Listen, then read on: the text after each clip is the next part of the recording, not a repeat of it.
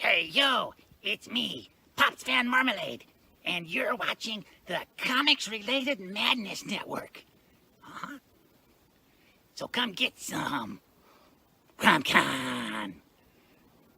CromCon.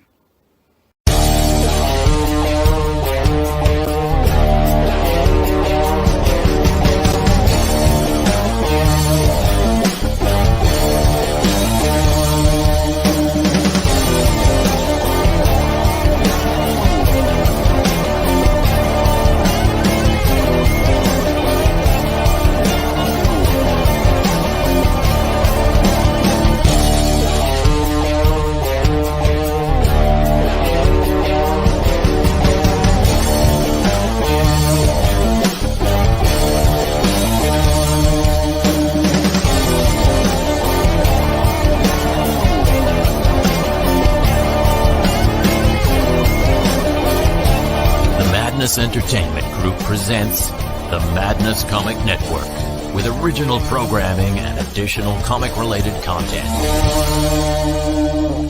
Hey, we want to shout out to our sponsors, Daytona Beach Comic Con. If you are a fan of comic books, if you're a fan of comic book conventions, and if you like meeting comic book creators and getting comics and comic-related stuff, then you need to make your plans to attend Daytona Beach Comic Con. This year's show is September 9th and 10th. Silverline will be there, so you should make your plans to be there too. We'll see you there. If you like comics and find yourself in the Orlando, Florida area, doesn't everyone come to Orlando at some point in time to see the House of Mouse? But when you're here, you need to make it a point to visit Coliseum of Comics, especially the one on East Colonial Drive. They carry Silverline comics, even a limited edition Coliseum of Comics version of our comics. So, when you go, be sure to ask for Silverline Comics and tell them we sent you.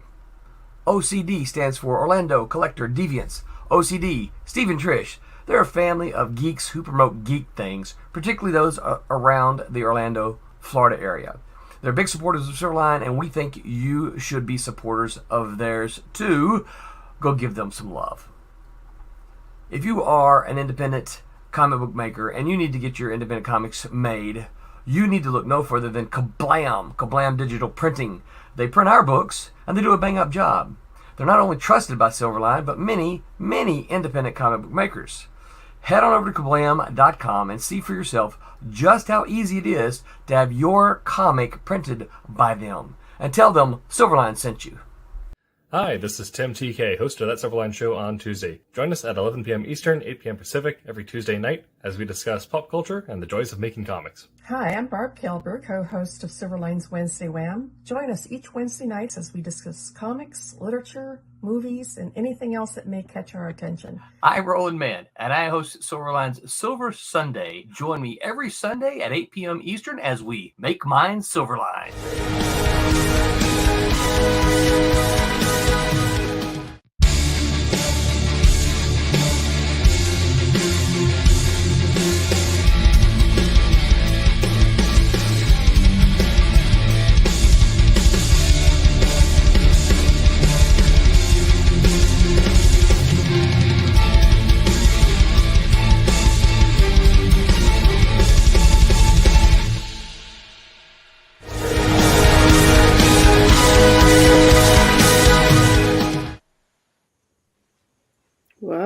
I see they've updated the intro. Yeah. We had names and pictures and everything. It was fantastic. Wow. I know. You're somebody now. I wasn't before, so it's a big plus, definitely. Hey, everybody. How you guys doing? It's been a while. Yeah. Hello, John. Yes, it has. It's been. I think this is the first time I've met John, so hello, John. It is. Yeah. Hey, Martin. And hey, everybody who's watching tonight. My name is John Medic III. I am one of the co-hosts for Wednesday WHAM, making my long overdue return to the Silverline Fold and Wednesday WHAM. Probably been about a year. A lot of stuff's happened since then. I'll fill you in on some of that later, but I have the honor and privilege to be one of the amazing co-hosts. Well, the other co-hosts are amazing. We'll see about me. We'll see how tonight goes.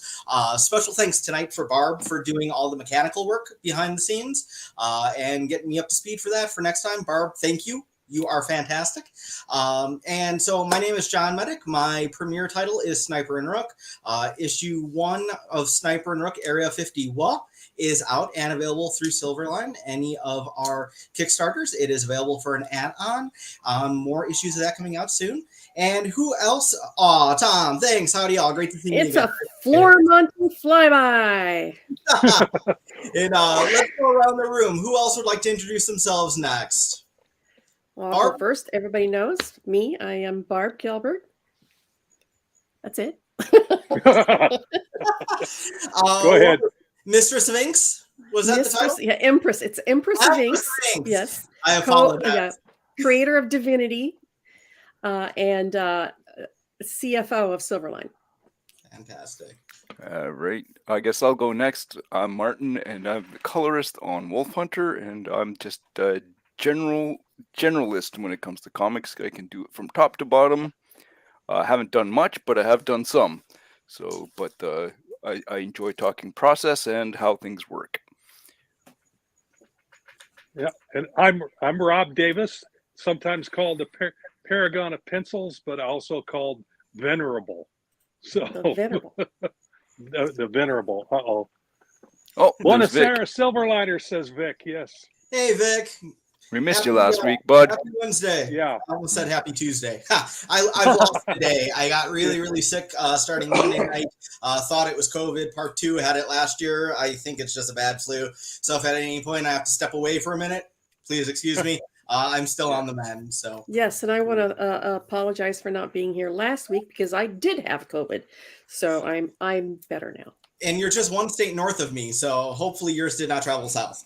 Yes, So, well, can't guarantee that. Well, she's also a couple of states north of me. So I guess you're my buffer, John.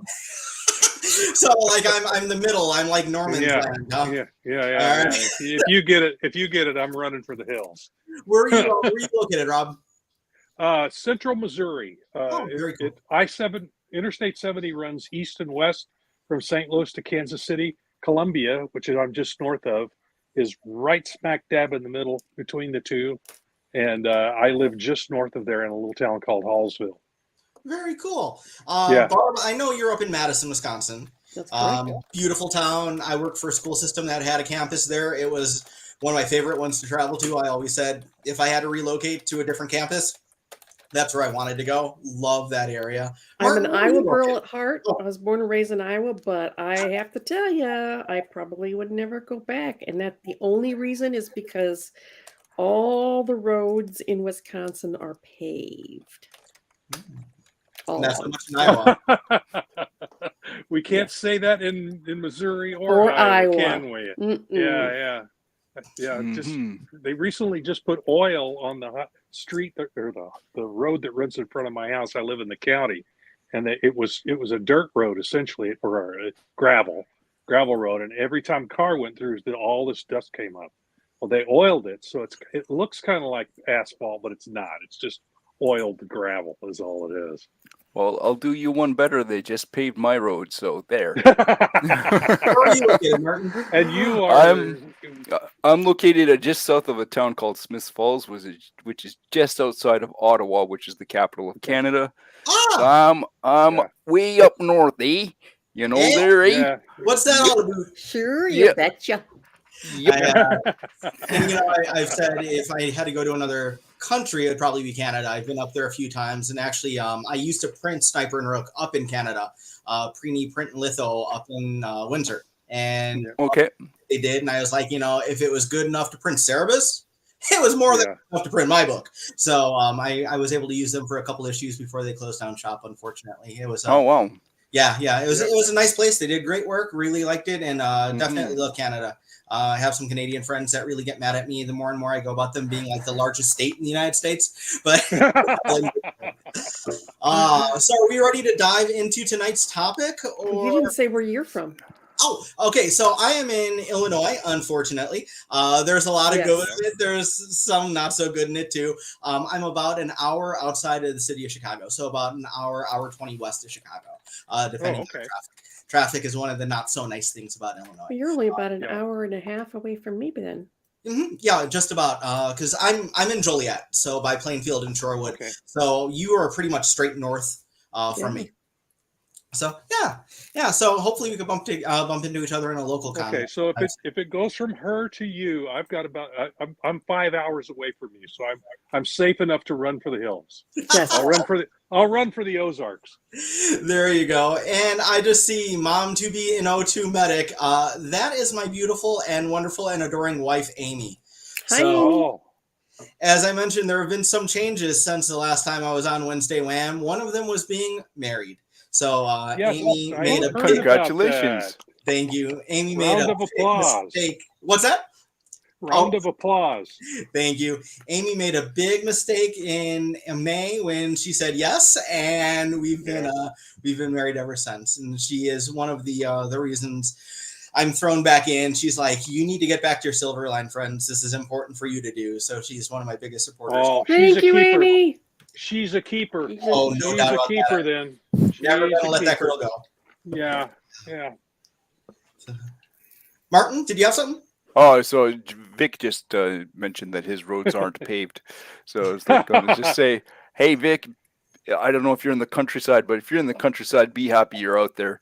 Even if you hate your city, country is the way to go. Country's So the way to go. I'm just going to let I you would know. agree. Ottawa's a fairly large city, 1 million people. And I'm about 70 kilometers out, 80 kilometers out, somewhere around there. What's that in real numbers? What's that in miles? Let's see. About 45 miles, maybe. 40 I think miles. it's a little more than that. I don't. Yeah, no, you're right. You're right. Somewhere in there. My- 40 yeah, to I- 45 miles. I don't Something do about math that. well in the head. I have to. But yeah, I'm a I think farm you're girl. right. I'm a farm girl, born and bred. So, and I live in suburbia, and I would go back to the farm in a heartbeat. There's a community on the edge of Ottawa called Kanata, which is actually where we get the name of Canada from, because it used to be a native tribe. So, but when you come into the city, that's this far western edge of the city. The second I hit it, I'm like, I'm out. I'm going back. So I can't handle guess the I'm traffic the only at one all. here that I like the city. I lived in Kansas City for about 5 years and really enjoyed it. But my wife wanted to move back more into the country. She grew up on a farm, and she wanted to move back closer to her folks. And I said, as a comic book artist, I can go anywhere. So thanks to Fed Express. So we moved back here in this area, and I'm going, okay, this ain't so bad. But I still like to go back and visit St. Louis and Kansas City. Hi, Pops. So Yeah. So Yay, it also depends on the city. So yeah. All right, take it away, John. No, I was just saying hey to Pops there with the PM. So hey, how you doing tonight? Hopefully everything's good on your end. It's been ages since I talked to you too, sir. So so do we want to jump into the topic? Yep, let's go. Sounds like a All plan. right. So our topic for tonight is famous firsts. You know, it could be about anything. If anybody wants to throw out a topic, if not, I had a short list that we could pull from, and we could start randomly going through them. And anybody who wants to chime in the comments tonight and ask us about any of our famous firsts, that way you could shake it up and kind of catch us all off guard. I'm pulling up some of my screenshots right now. So some of the sample ideas. Let's start off with an easy one. So everybody here has had published work. Yep. What was your first published work in any form? Oh. In any form. Well, that's interesting. Tiger X. All right, Empress of Inks, I'm intrigued. Please tell us more. I didn't ink it. The Empress of Inks lied her way into Eternity Comics by claiming that I could do gray washes. Ooh. So the gray washes on this were done by me. I didn't ink it. They said, do you know how to do gray washes? And I'm like, oh yeah, no problem. Didn't have a clue what that meant. So I lied myself into the job. I did 3 issues of gray washes, and then they asked me if I wanted to start inking. And that's how I got into inking. But this was my very first published work ever. I did 3 issues of Tiger X. And I had forgotten about the first 2 issues I did before this. I have every single year of my comics career has a binder. Oh, that is so cool. Yeah, I have bookcases full of binders, and they have everything that I've ever done in these binders. So Wow. That's amazing. yeah, and I'm looking through this. I'm like, oh, I forgot I did that. I before I did Planet of the Apes, I guess I did Jack the Ripper and Bad Axe. And I forgot I had inked those. And then I did 11 issues of Planet of the Apes. But yes, Tiger X was my first thing. Told Chris Alm I was a master at doing gray washes, and I came home and went to the library and looked it up. Well, the sample there that you showed looked great. Would have had me fooled. So fake it till you make it, folks. That's it. That's Fake it till you make it. I lied myself into my first comic job. First published work. Sorry, my jaw just dropped. I was reading some of the comments. I have to say this future famous first. It's the Madness Roku platform for everything we loved. And then Tom, scum of the earth, beat out my cat and mouse work. And cat and mouse is how I came to know our fearless leader, Roland. That'll come up in another question. But David Rios is the reason my jaw dropped. Mine was inking a backup story in Zillion and also a short story in Manga Newswatch. Wow. And then we'll come back to that in a second. Vic said no to self-catalog my published work with binders. There you go. Yep. There you go. You're passing what you've learned along. That's fantastic. Yep. Do you mind if I go next? Yeah, go ahead. And it's because of David. David, I'd love to know what short story you did in Manga Newswatch, because my first published work was in Manga Newswatch Quarterly #1. And then I think the next one was #3. Folks who don't know what Manga Newswatch Quarterly, which was later titled Manga Newswatch, it was a book that was put out by future editor Mark Paniccia.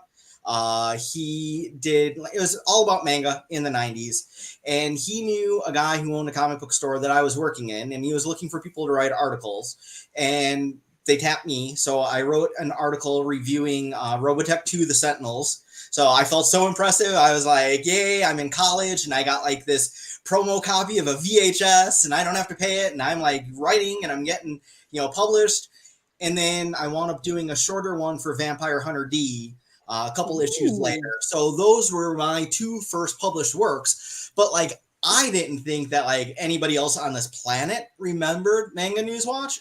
So to see it pop up tonight from a fellow Silverliner is just incredible. It was for Mark. There you go. Manga Newswatch 7. IKEA the Mystic Ninja. Oh my God. I'm going to have to see if I have that one in my collection. I may or may not, but I'll definitely check that out. So yeah, David, if you've got #1, the Robotech 2 Sentinels article, that one was mine. Check it out. What? No, wasn't Vampire Hunter D a Japanese book? Japanese book and Japanese anime. Yeah, Right. It was you animated. ended up. I knew. So you ended up writing for that? I wound up writing a review. A review. Oh, okay. I see. Yeah. Okay. Oh my God. I wish I wrote Vampire Hunter D. Yeah. No. It was a review of. So review to the Sentinels. Okay, sorry. They sent me the promo VHS. At least it wasn't beta, right? Yeah, if it was a laser disc, that would be really cool. But yeah, and then same thing with the Vampire Hunter D. Wow. Yeah, I think I still have that VHS actually on the table in my parents' basement that I used to type on. Crazy. Rob, Martin, who's up next? First published work. Me? Oh boy. Yeah. My first published work. This is tough. Mine goes back a long yeah. way. So, See, you should have yours in binder so you can just pull out the binder. This is kind of weird. So, wow. Let me think. well, I know what mine was. So you go ahead. It? All right. No, mine, strangely enough, goes back to high school.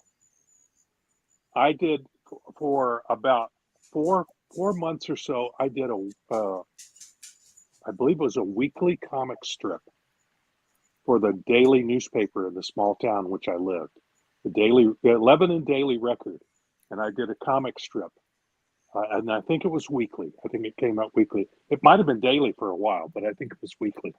But that was my first published comics artwork. I wrote, penciled, and inked it. Was it your own creation? Yes. Yeah. Yeah. What was it? What was it called? It was Life at LHS, which was the letters of Lebanon High School. Life at LHS, and it was kind of a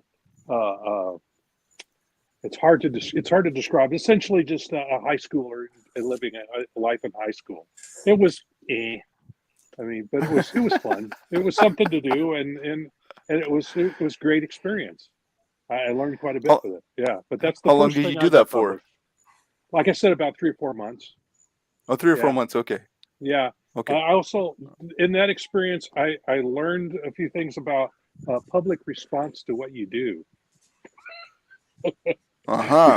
Yes. Because one of my mother's friends, who liked to tip the bottle, called one day complaining about one of the strips that I did.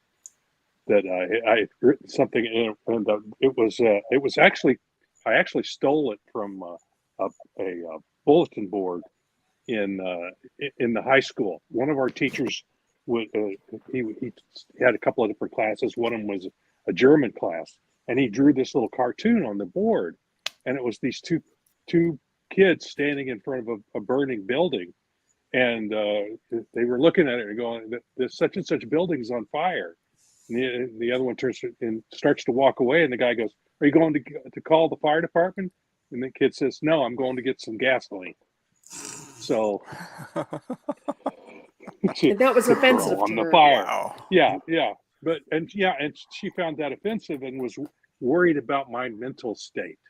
Oh my! So, but she was not quite with it. She had been tipping the bottle that day, and So, and then my mom was trying to talk to her, and finally I said, "Give me the phone. Let me talk to her." And I tried to explain it to her, and I finally just said, "Look, I can't talk to you anymore," and just hung up on her. So, and she apologized to my mother a couple of days later for the incident. But yeah, I learned quite a bit from that. I learned about how people react to what you do. So it's like my old saying is, I've already been as famous as I ever want to be. Mostly for that reason. I put up with stuff like that. But yeah, you got to be careful. So what's yours, Martin? Do you remember? Yeah, this one's so tough because I kind of like was all over the map, and so and I'm just trying to remember, like, okay, there's two standouts that probably stick out for me. So one of the first published works I ended up getting done was backup spot illustration, and it was kind of like a comic-ish thing. They were like a little comic one pagers or half pagers, but they were like little biblical cartoons for Messiah magazine, for an organization called First Fruits of Zion. So that was one thing, and the other thing that I remember was being contacted randomly by a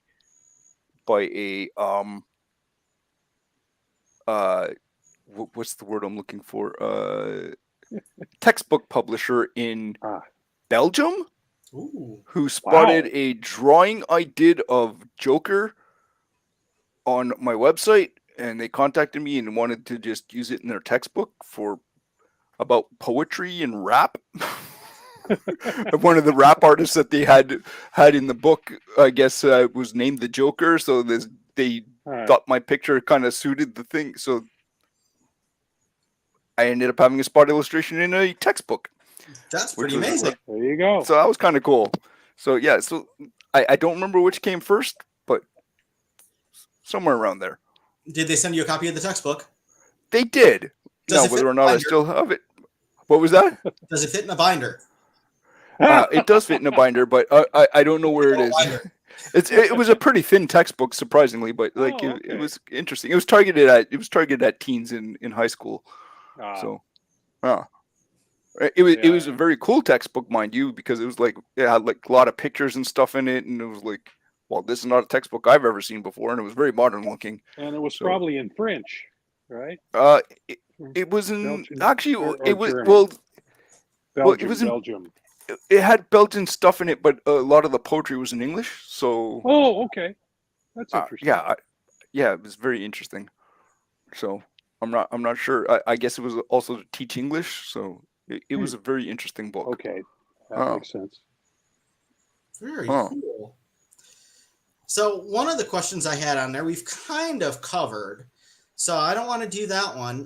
Let's bring it back to Silverline for a minute. I mean, the only reason why any of us are here today is because of Roland Mann, our fearless leader, one of the nicest people, one of the greatest people I've ever met. Yeah, pretty Kind, cool guy. caring, cares about people, cares about comics. Good guy all around. So when's the first time you've met, either in person or writing? You know, the way I met Roland originally was through like writing letters with stamps and stuff. I'll tell that story like after y'all. But when's the first time like you ever met our head honcho and fearless leader, Roland Mann? He was my editor at Malibu. One of my editors at Malibu. I had several because I worked on everything in the kitchen sink there. So did he hire you in? No, Chris Alm is the one that hired me. And remember, I lied my way in. The Gray Tones. Yeah. Yeah, the Gray Tones. Yeah. Okay. Yeah, and he brought me over to well, I don't know if it was him or Tom Mason. It could have been Tom Mason that brought me over from Eternity and Adventure, which was an umbrella under Silverline, over into the Ultraverse Malibu line. So one of those two brought me, and then I know that I worked on Solitaire, all of the issues of Solitaire, but I also did fill-ins for almost all the books. And I know that Roland was one of the editors, Chris was one of the editors, Tom was one of the editors, Dave was, you know, I worked for everybody there. So that's kind of where I ran into him. And then when he rebooted Cat and Mouse with Dean Zachary and myself, wanted to reboot the old series and update it, and we put it on Kickstarter, and we were all kicking around the idea, and he was like, and Dean says, you know what, you should bring back Silverline. He goes, well, I've already done Silverline in two versions of the Silverline imprint. It's like, well, let's do a third. So this is actually Silverline 3.0 that we are in now, and so far so good. I love what Vic just said. That Roland Mann guy is mean. He said that I had Duran Duran hair.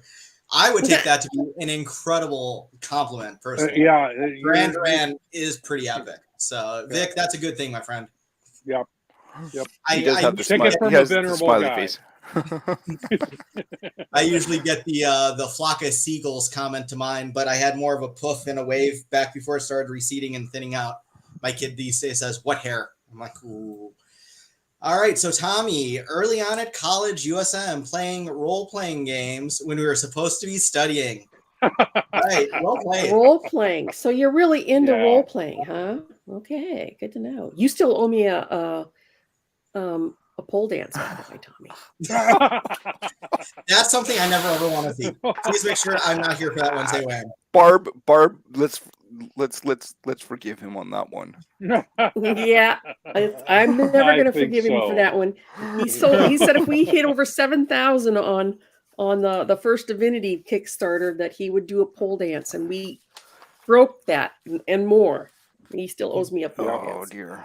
Yeah, it still kind of holds the record, doesn't it? He has a TikTok. Come on, Tommy, just retranslate what pole dance means, and then we'll be good. Change what it means, yeah.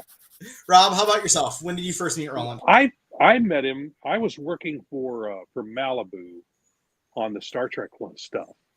I started there on Scimitar, and Tom Mason was my editor on that. But I went out to San Diego Comic-Con, and Roland was there at the Malibu table, and I met him there. I think we said hello, and that was about it.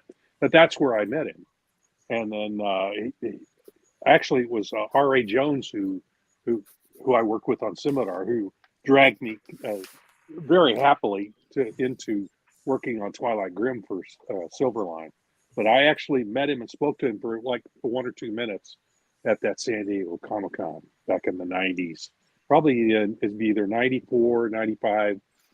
It's one of those, 94, 95, or 96. One of the two of those 3 years I went. I just don't remember which ones. But that's where I met him. Martin, how about yourself? I'm not 100% sure, to tell you the truth. It's a little more vague for me. I think I ran into him on a comic book message board somewhere, and I sent him some ideas a long time ago, because I think I did a comic pitch for him of some sort. I don't think I got a reply back. And then for some reason, he's always been just kind of floating around in the background of my purview for some odd reason. And at some point in time, I don't know how, I don't know when, I just reached out to him one day and asked him if he needed some help with the coloring department. And he said, sure. And so I've met him a couple times since, and so history. And so yeah, so I've only talked to him a very few times, like face to face on chat. But yeah, basically just reached out and said, "Hey, can you guys use some extra help?" And he said, "Sure." Nice. My intro to Roland was as a fan, huge fan of the original Cat and Mouse. Roland dubbed me like the #1 Silverline fan back in the 90s. I wrote a letter. He wound up publishing it in issue 12, and that was amazing. It blew my little. I guess I was out of high school then. I probably was a freshman in college, and it blew my mind. As whatever age I was, teenager, and it was just amazing. And we started pen paling and sending letters back and forth. And I did send him something that I wrote in a creative writing class in my high school year of high school, for some feedback, some thoughts. And I still use this. And actually, I even used the phrase with my wife last night when we were talking about submitting some paperwork and some wording on things. Roland, I remember on the top, he said, "These are just my thoughts. Take what you like and chuck what you don't." And I'll never forget that. And I've passed that one along to a bunch of people I've worked with over the years who have done different writings and different samples and different pitches, which is cool. But I didn't meet him face to face until about 10 years ago. He was coming up to Illinois to do a presentation. And he's like, "Hey, do you know where this Wheaton place is?" I'm like, "Yeah, it's where I grew up." And the hotel that I stayed in was just down the street from my mom's house, like literally 5 minutes away, across from where she used to bowl. So it was really cool to be able to meet my comic hero and sit down and have a dinner together and take him to the local grocery store to get some beverages for the night, pop, soda. Sure. No, seriously. And just kind of hang out. And it was really, really cool. And got a chance to, hang out with him a few times since then, but good guy all around. So, all right, the next one, let's go with this.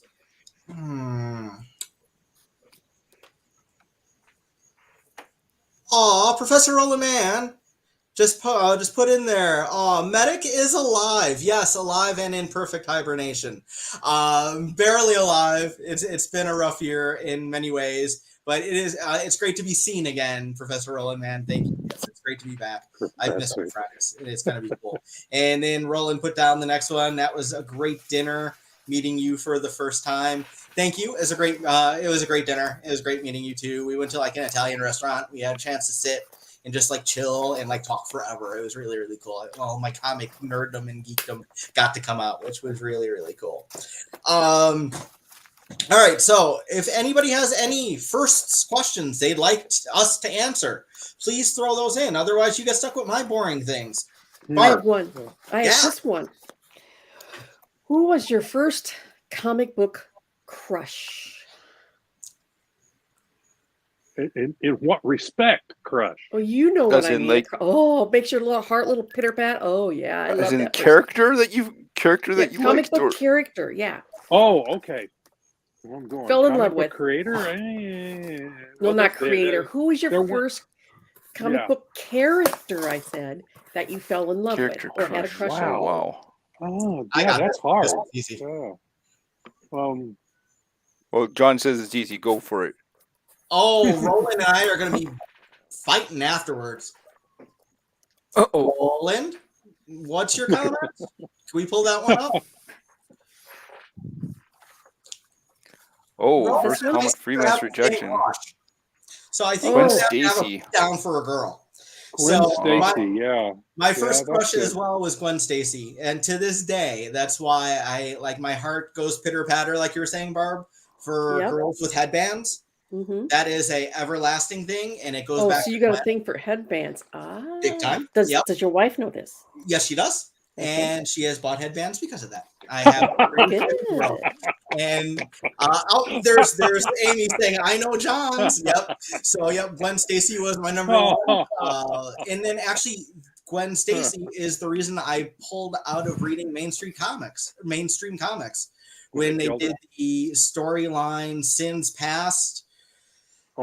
J. Michael Straczynski had rewritten history where Gwen Stacy wound up having a fling with a Green Goblin and got pregnant with his Oh children. Oh my! How is I this? remember that. I'm glad I And missed that. that's kind of what put the kibosh on mainstream comics for me back in the mid 2000s.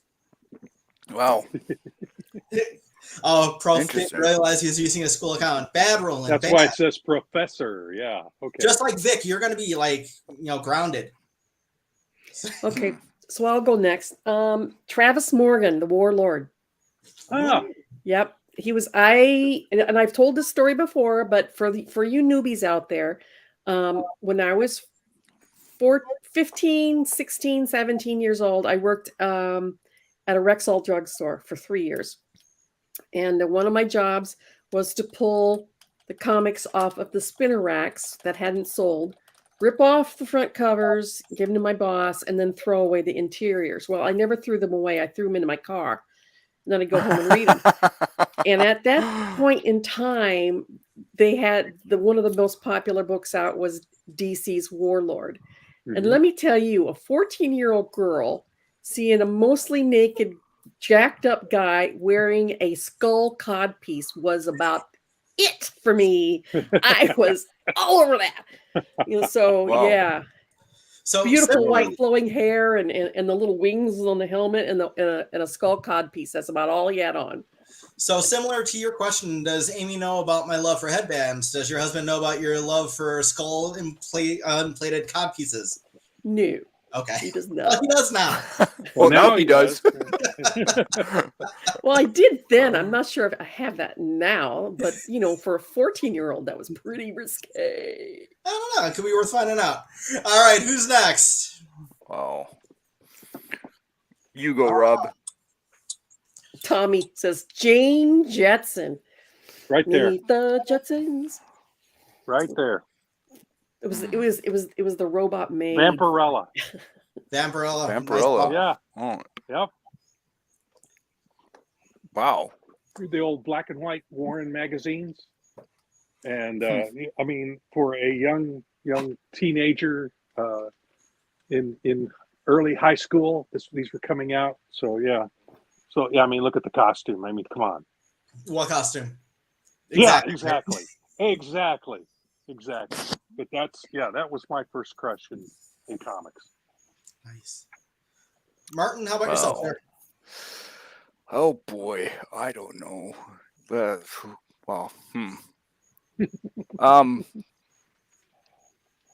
the first one, I don't know about the first one, but the first one that struck me like kind of grabbed me was maybe Elektra. Okay. That's a good choice. Mm-hmm. Yeah. Yeah, I don't know, like something about her just kind of grabbed me, but I don't know if she was my first one, but the first one that kind of like really stuck out. So yeah, I would go with Elektra. The other choices might have been Mary Jane Watson and Betty from Betty and Veronica. Yes. You were a Betty girl. Yeah. Oh, Oh, me yeah. too. So, yeah, I like that Betty was better. always a thing. Yeah. Betty versus Veronica. Which one? I'd have to go Betty as well. It's like Ginger and Mary Ann.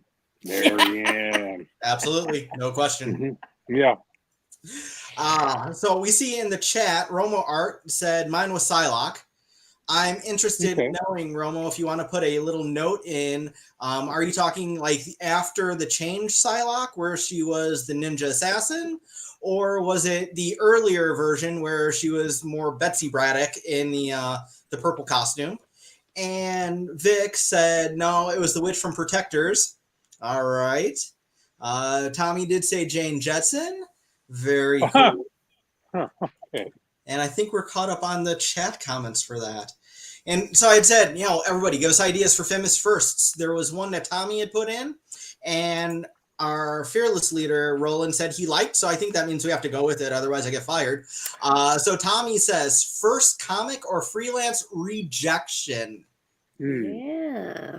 All right, Whammers, when's the first time you got the, thanks, but no? Oh, you're going to hate me. I didn't. You didn't. You never got rejected. Mm-mm. Wow.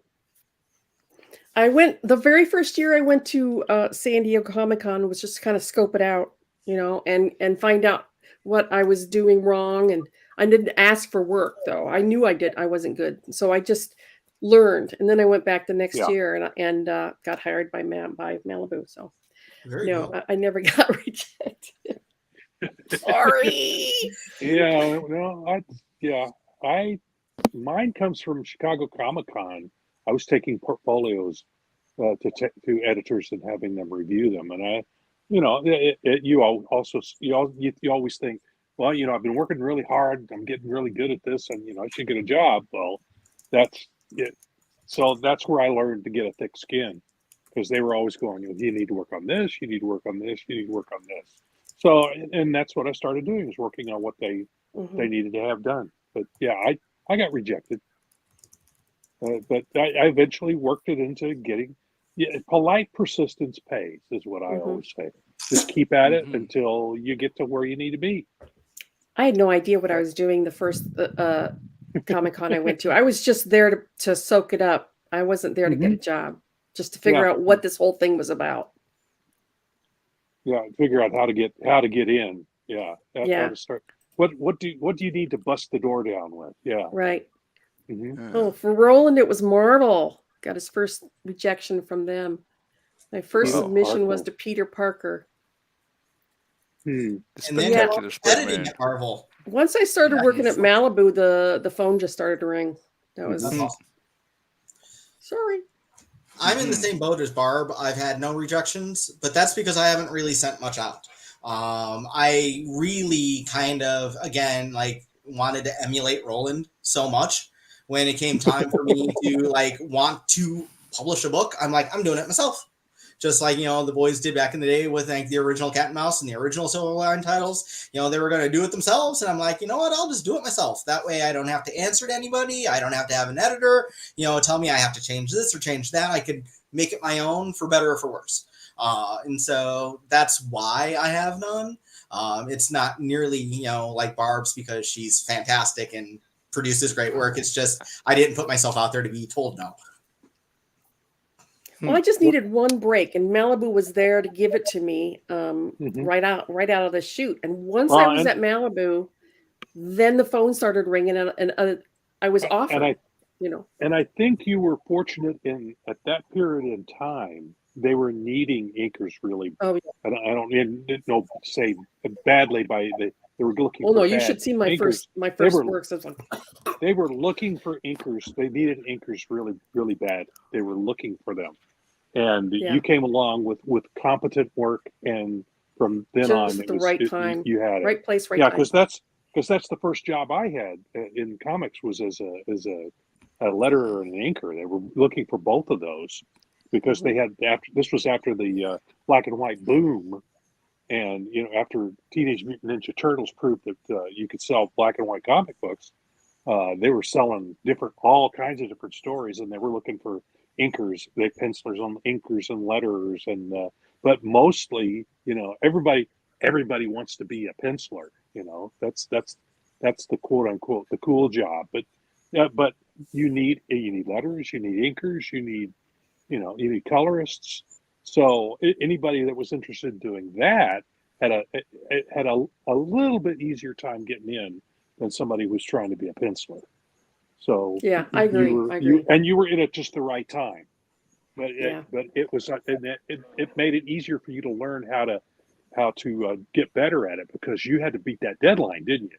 So you had to learn how to get it done. Yeah, and I was doing a minimum of 2 books a month, which is I Yeah. was doing 1 to 2 That's pages a lot a day. of work. That's a Yes. lot of work. Yeah, it is. So how many pages a day was that? I would do 2 pages a day, 7 days a week. Wow. Wow. 12 years. How many hours a day? 12 hours a day? 12 to How many 16 hours a day. Yeah, Wow. I was doing 15-hour days when I was doing it. You're I nuts. was monthly driven. book. Yeah. Yeah, you Yeah. had to be. Yeah. Crazy. Oh, you had? Yeah, Wow. yeah. Oh, yeah. And I had a very supportive husband, let's put it that way, because we had 2 kids. But I was working from home, so that worked well. You know, I could run them to school and whatever. And my husband picked up the slack. So all props to him. He was the wing, as he likes he to was tell it. He was another the wind keeper. beneath my wings. Yeah, another keeper. Definitely. You got a good one. That's what As just did I. She was my wife's very supportive as well. So That's fantastic. David says We're he all never very tried lucky. to be a penciler. I didn't either. I knew that was not for me. I couldn't. Yeah, Well, definitely, I couldn't do 2 pages a day. I was happy doing inks at the time before I discovered coloring. You go, guy. All right. So my first rejection in comics is a very intriguing one and possibly a little bit different. So I actually have to recant on my first published work. Does self-publishing count as a first published Yeah. work? So I self-published Does a these comic days, when yeah. I went to art school. I tried to get into the animation program at Algonquin College in Ottawa, which is known for its animation program. I tried to get in there twice, but they said go to art school. So I said fine, all right, I'll go to art school. So I went to art school, and while I was there, I created a comic called "Girl Who Wears Pot on Head." And it was a girl who wore a pot on her head, literally. So I made this comic. Lovely. I love it. That's great. So I made this comic about this girl, and she it was a very short comic, and it had a little backup feature with 3 little aliens named Gunther, Pavlov, and Mika. All right, you got to bring this to Silverline now. Yeah. So it was and I would definitely dub it as an alt comic. I mean, the story wasn't anything risque or anything, but it was just like very in that vein. But it was rough around the edges. So I published it myself, and then I took it to a secondhand bookstore to ask if they would put it on their shelf. And he said, "I can't sell that." What do you want me to do? I can't put it on the shelf. No one's going to take it. So I can't remember if I convinced him or not, but no, I don't think I did. But that was my first comic. Good for you for trying. Yeah. Before we move on to the next one, can we pull Vic's comment back up? That's the one that made me snicker. So for Vic said, so for me, it was Silverline Comics, and now I resent that place. Just like home, eh? Yeah. One up there says, I'm in the same place as Rob. Lots of do this, do that. Then when I was ready, I started getting work. I am not going to do this story justice, but I don't know if it was Roland or Tommy. I think it was Roland that kind of told me that, Tommy had brought Roland some inks at one point and he wasn't quite ready, and so he kind of let Tommy know, some of the do this, do that. And then didn't see Tommy for a year. And then Tommy came back and showed him pages and they were gorgeous. And Roland's like, what happened? And he's like, what do you think I've been doing for the last year? Yeah. So obviously Yeah, a lot of exactly. do this, do that worked out well because when Roland told the story, it was Roland that told the story. It was just like the jaw dropped. It's like, wow, this is beautiful. Okay, and let's pull up Vic's comment. My first rejection was a great experience. Roland said no. Then he asked Rob to take a look at my stuff, and I got some sage, venerable advice. That's when he started calling me venerable. After I looked at his stuff. That is awesome.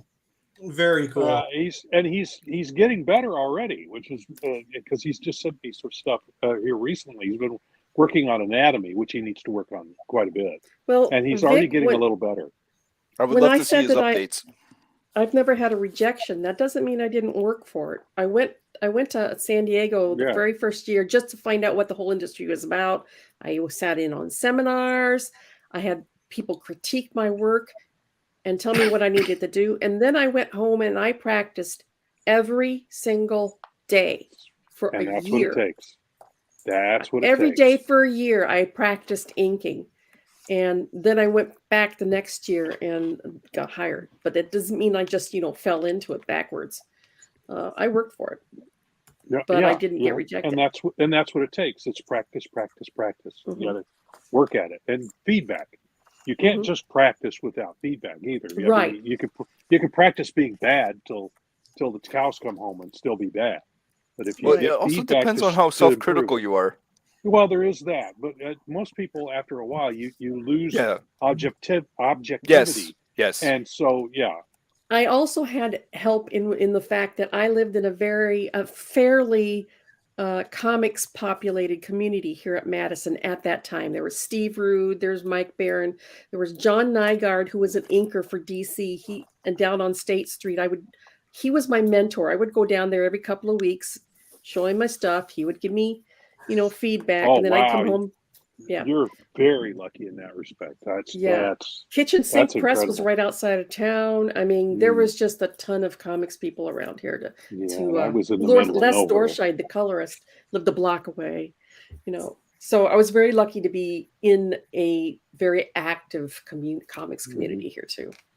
Very lucky. What's the next question? That's what I was just looking through. I was like, okay, so I'm watching the clock. I'm trying to get. I was like, okay, if there's going to be any interesting questions, now's probably the time to do it. When was the first time you decided you would never work with a specific creator again? Uh-oh. Names do not need to be given, No, and I probably would be better if they're not. Wow. It wasn't a creator so much as a publisher. That's fair. And I know exactly who she's going to say because it's going to be mine as well. No, I doubt it. Well, No, okay, if you're so- thinking about Now Comics, it's not that I wouldn't work for them again. It's that they won't pay me for the last job I did. But Are you no, there sure was another that has publisher out there outstanding that gave me squicky feelings to work with. Yeah. Made me uncomfortable. Let's put it that way. And Yeah. I wouldn't work with that particular publisher again. No. Yeah. Okay. But yeah, that's mine, and it's because and my reason was, like you said, Barb, is that he didn't pay. So I mean, if I was actually offered more work from him and had to turn it down.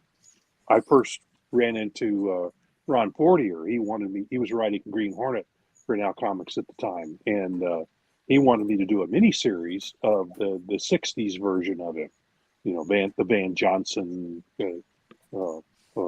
version of him in a miniseries, and I had to turn him down because there was no way I was ever going to work for Now Comics again, because I ended up getting the money out of them, but I had to threaten to sue to get it. So and no thanks. I still haven't I don't gotten wanna my go through money. that again. So for the last issue I did for Now Comics. You weren't alone. There were a number. I was. have a number of people that I know who never Roland got says paid. for him it was Kamiko. I haven't met a single creator that I would not work with again. Yeah, which version of Kamiko though was it the first one, second one, or I think there was even a third iteration of Kamiko.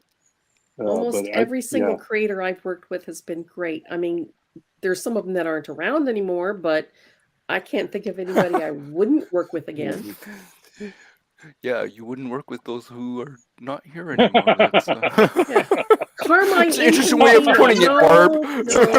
Liar, bitch. I don't think I'll be working with Carmine ever again. Yes. I love Vic. I'll never work with Roland, man. He's just too nice. I cannot understand it. So Roland says it was early as 90. So Kamiko is the correct way to pronounce that. I've been saying it wrong. Kamiko. Yeah, Kamiko. I've been saying Kamiko. Kamiko. My bad. And they were. I think either's okay. But we all everyone that I met that that worked there or was interested in it in Chicago called it Kamiko. But, okay. Yeah. So I'll go with a fun story. The original iteration of Sniper and Rook was going to be drawn by one of my very best friends, Brian, and I could use his name because he knows the story. And he started drawing the first issue in, action, adventure, political intrigue, espionage. That's kind of what I'm going for with it, right? And so I call up Brian one day and I'm like, so did you get any more pages done? He's like, yeah, I just penciled a new page. I'm like, cool, which one? He's like, well, I drew him in a bar. I'm like, what are they doing in a bar? That's not in the issue. He's like, they're fighting my vampire. Vampire? What vampire? What does that have to do with spies? And yeah, so we were like, okay, we could either be friends or we could work on comics together. So we stayed friends, and I wound up being like in his wedding party, and he's still my friend, and his wife actually works with me now too. But you wouldn't work with him in comics again. Nah, he did a couple pinups for Not me worth after the friendship. What's that? Yep, all these It's not worth a friendship. Yeah, no, not at all. And he's a great guy and a great artist too. So it was, it just didn't, fit. But he does some amazing work on other stuff too. He has a whole building of an empire for, what's it called? Like props and replicas and costuming. Ooh. The man is very, very talented. Yeah. All right. So, Martin, did you have one? I don't think I do, actually. I don't. That's a good thing. Vic, everybody here is nice. That's a good thing. It is a good thing. That's a good thing. Well, and that's Somebody a very, I very would not important work thing. with. Yeah, that's a very important thing that you need to keep in mind if you're going to be a creator, is that put out what you want to get back. Yeah. If you're nice to everybody, they're pretty much going to be nice to you. If you have an issue with them, just be nice about it. But don't be an asshole, because that just generates more assholery. So I've always treated the creators that I've worked with respect and kindness, and I've got nothing but respect and kindness back. Yeah. Yep. Most of them are good people. In fact, 99.9% of them are good people. Yeah. In all the years I've been doing stuff, self-publishing and, working with folks, I've truly been blessed. I've been able to work with folks who have been on, huge titles at Marvel and Image and DC, when somebody who is like a huge name or a middle name, they're willing to take the time to contribute something to my little project. That's such an honor. It truly is. So, we all love comics. We all love comics. That's and there are folks who have done stuff in my book that have gone on to have like huge careers. And I just think that's amazing too. It's like, oh my God, that's awesome. So most of the people I've met too have been fantastic. Like really, really few jerks out there. Vic is putting up Barb's new quote. Barb, I think we need to copyright that one for you. That needs to be, you need to incorporate that in Divinity somehow. Yes. That needs to be like the ending of like one of the issues or something. All right. So we're almost at 8 o'clock. Do we want to do 8 o'clock Central Time? Do we want to do one more question? Or are we good for tonight? I think I'd like to thank everybody. Cool. I would like to thank everybody who contributed to our most recent Kickstarter. Yes. It was very successful, and I'm particularly interested because I worked on Cat and Mouse, and I know Roland is just tickled pink that we did so well, but we couldn't have ever done any of it without you guys, because you are our base and our fans, and that's why we do this. We don't make a ton of money. We make actually very little money on these books at this point, but we do it because we love the genre. And we love putting out good product, and we love our fans. So thank you for making it a successful Kickstarter. And then Roland says, yes, thank you. And to those who shared and told everyone about it. Yeah, you have no idea how big a help that is to us. Even if you can't contribute, just share. On your own social media. You might have friends on your Facebook or Instagram or whatever. Somebody there might be interested in what's done at at Silverline. So Yeah. when So you we- share it, that throws it out there to other possible So we supporters. appreciate you guys Yeah. so very much. And with that, I suppose it's that time. All right. Well, everybody, thank you for tuning in tonight.